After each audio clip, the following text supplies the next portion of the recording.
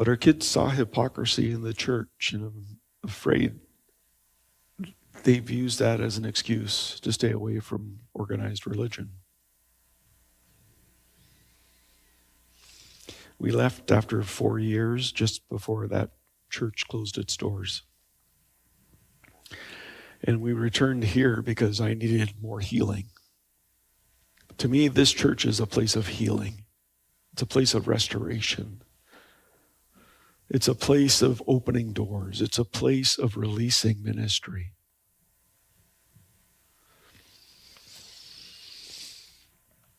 I came back and Sean had me speaking, and I remember the sermon I spoke. I spoke on the Sabbath. And I spoke extemporaneously, and I said, if you don't regularly take a Sabbath, the Sabbath can take you. It happened to the ancient Israelites. What makes you think it's not going to happen to you? And then after that sermon, I went and I sat down in the second pew, the second row of chairs.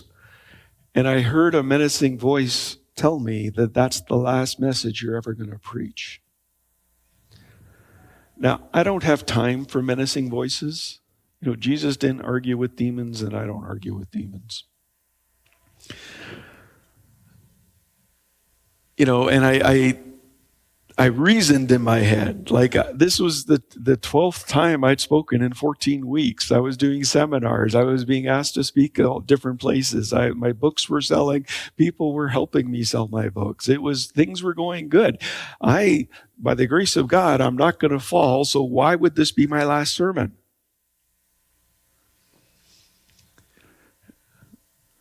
A week later, I had a heart attack.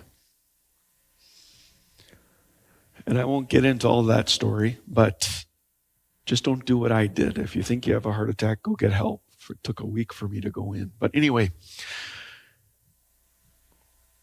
when I was recovering in the hospital, that voice kept on playing in my head.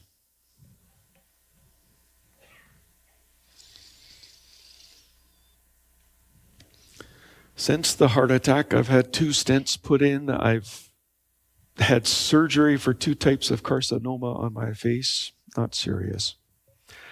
I've had AFib and cardiac ablation surgery. I'm being treated for fibromyalgia. I've lost a range of frequency in my ears. I can't hear women talk. My niece said, oh, that's convenient. Anyway, I've got hearing aids, and my iPhone can't get big enough font, so now I have to wear readers.